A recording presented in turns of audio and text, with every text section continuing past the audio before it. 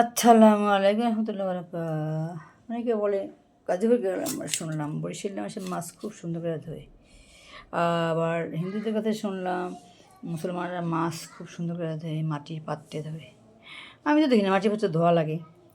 মাটির পাত্রে মাছ সাধারণত ফুলকার সাহায্যে শ্বাস প্রশ্বাস গ্রহণ করে, যার জন্য ফুলকার মধ্যে ওই আপ ডাউনের সময় শ্বাস প্রশ্বাস তখন বালু ঢুকতে পারে।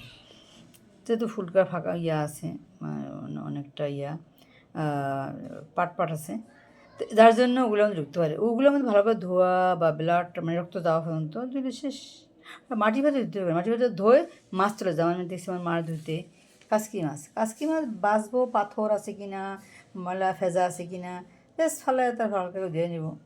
আমি এটা দেখি এমনি ওর মাছ মানে কিছু মিষ্টি আছে, দেখলাম টাটকা মাছ, কিন্তু মাছ আমার তার কাছে মাছ খসে না, একদম যে আস্ত থাকে। আমার মানে কিছু মিক্সার আছে যেগুলো ধোয়ার সাথে সাথে গলে গেছে।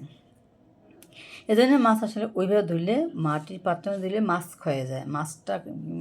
মাছটা থেকে কালো কালো পানি বেরোয়, মাছ ক্ষয়ে।